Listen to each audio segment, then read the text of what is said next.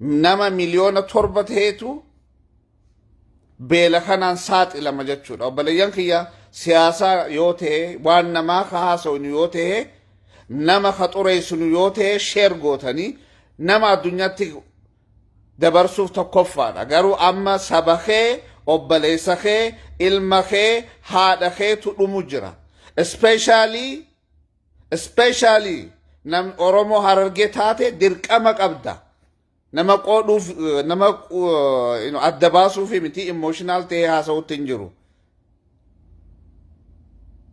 Especially Oromoo Harargee taate yeroo ammaa kana dirqama beeta nama beela'eef kanitu sadaqaa miti sadaqarraa darani dirqama. Joollee xixiqqoo innocent kids are dying.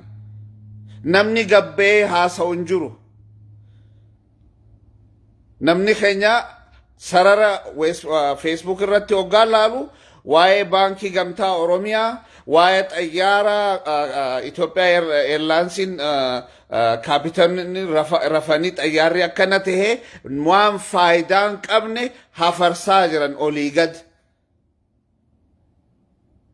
Garuu miliyoona 7 isin hin jee waan hin jirre isinitti himaan jiru UN gabaas miliyoona 7 Oromoo Harargee beela kanaan saaxilamee jira. Okay? Addunyaan mootummaan akkuma reefuu isinitti hime mootummaa badhaadhina haasa'u beelaa jira je'eesitti gabbee hin dubbatu. Namoonni aktivistoonni namoonni aktivistoonni dhimma Oromoo waa'ee Oromiyaa haasa'uunis waa'ee beela kana namni haasa'u hin jiru. Akka maraatatti amma asirratti bahee wanni ani iyyuuf akka maraatatti asitti bahee waan ani iyyuuf waan hin dalagu dhabeetii miti ummata kiyya dhumuuf deemaa jiru kanan arka gama kiyya dirqama kiyyan baachuu jira. Sammuun tiyya nagaadhaan akka raftu. I know people, if it was waan biraa ka haasa'uun yoo ta'e yeroo ammaa kana keessatti nama 300 nama 1000 seena. Arra yoo waan biraa waan faayidaan qabne waan biraa yoon isinitti hime piipiin akkana goote abaluun akkana godhe abaluun jinniin yoo godhe hasheer godhu ijoolluma Harargeeti. Dubbii tanas akka gaariitti babal'isee wanta ka godhu ijoolluma Harargeeti. Garuu yeroo ammaa kana keessatti namoonni Harargee haati ta'e obboleessi kee ilmi kee waggaa du'uu deemu kana addunyaa irratti iyyaa hin jirtu. Addunyaa irratti iyyaa hin jirtu barreessaa hin jirtu nam tokko ka dubbatu hin jiru namoota muraasa ta'e malee. So I am telling you 7 million Harargees are going to be suffer through this famine and they will die soon. If we are not organized, takka taane wal jala deemne Oromoon bakka jirtutti Oromoon martinuu akka nu gargaartu bakka hunda iyyaa jirra. Garoo dura nama mana isa sigalee manni kadhimmisaa jiru mana Harargeeti. Kabooyaa jiru mana Harargeeti. So dirqamni guddaan ijoollee Harargee irratti jirti. Daaspooraa Oromoo Harargee biyya alaa jirtu dirqamni keessi sirra dura. Kun waan qoqqoodu na Oromoo qoodutti hin jiru. Haqa saniin si hima. Namni Harargee Oromoon Harargee tanamaaf bareechuu tokkoffaadha. Namaaf iyyuu tokkoffaadha. Namaaf baasu tokkoffaadha arja. Kakeetirratti immoo caljattee laalu jirta. So I'm telling you right now, there are 7 million, I'm repeating again, 7 million UN nidha. Seeniti laali yoo barbaadde UN waan hin jirre sitti himu. UN gabaasetti. In Ethiopia, 7 million will be suffer. Those 7 million found are in Eastern Niger. Eastern Ethiopian sun Harargeedha. Waan qabatamaan videoodhaan laalaa jirtan maxxansaa jira ijoollee xixiqqoo daa'imman manguddoon roobni aman lama roobne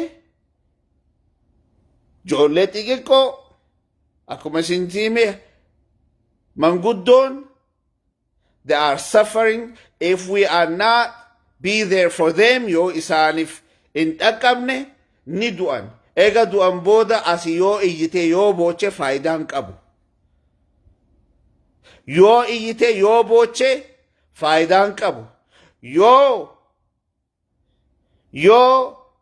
ati iyyite namni Harargeen bakka jirutti Oromoon Harargee bakka jirutti diasporaan yoo iyyee walitti dirmanne beeyta wanta hin qabnu organization hin qabnu jaarmaya hin qabnu namoonni biraa Oromoon biraa jaarmaya ni qaban nuti hin qabnu oduu qofa qabna garuu kanamaa bareechuu tokkoffaadha waan namaa bareechuu namaaf arjoomu nuti Harargeen number 1 amma immoo manni keenya nu bira beelti nu bira seentee waggaa namni keenya beelawu nam tokko asarara irratti haasa'u sin argu anuma qofaatu akka maraatetti iyyaa jira maraadheetis miti fayyaan qaba garuu maali dirqama kiyya ba'achuu jira whether nama 10 na laale nama 100 na laale sheer godhu baates akka Nuraddiin Suletti dirqama kiyya ba'adheeti dirqama kiyya I took my responsibility yeroo ammaa kun yeroo siyaasaatti haasoynu miti yeroo maalaayaan itti haasoynu miti yeroo ummata keenyaaf miliyoonni 7 dhumuu deemu kana isa bira ka dhaabbannu gargaarsaan haa ta'u addunyatti hiyyuu haa ta'u waan deemaa jiru kana addunyatti beeksisuun dirqama nurratti dirqama qabna jarana namni Oromoon Harargee kadhachuus hin beeku ittiin beekus waan nama gaddisu beekta namni Harargee kadhachuus hin beeku in kijibuu kiyyaa miti haqan siima wanni nuti beeynu waan namaa bareechuun jeebar waan namaaf bareechuu hoggaa namni waa takka akkana ta'e hoggaa jiru fiinee godhu sun badiidhaa jechuu kiyyaa miti gaariidha garuu amma mana keetitti dhufee jira yoo mana kee ati dura yoo ati yoon goone namni biraa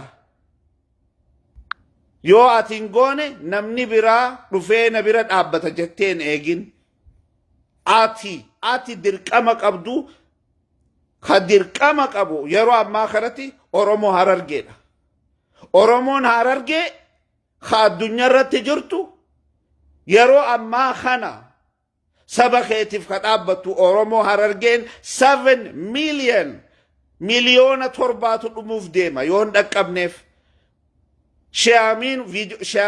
Sheyaamiin amma viidiyoo gadhiisee jira Facebook irratti peejii isaa dhaqiti ilaali waan deemaa jiru waan qabatamaa si hima YouTube irratti maxxansee jira waan qabatamaa roobni amal lama roobne mootummaa badhaadhina haasa'u mootummaan guddina haasa'u beelaa jira jee addunyatti hin himu calja Somaali dirqamni keenya nuti dirqama qabnaa ijoolleen nama dhalataa Harargee Oromoo Harargee ta'e bakka jirutti iyyee walitti dhufee waan danda'u saba kana bira dhaabbachuun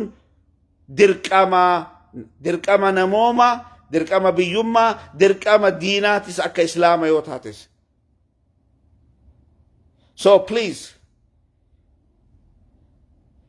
waan biraa hafarsu dhiisiti maalayaanii dhiisiti bakka sinyaanne hooquu dhiisiti fardii kana bira dhaabbadhu saba kee gargaari yoo within a week torbaan dhufuu kana keessatti nyaanni isaan bira yoon geenye dhumuuf deeman jarri kun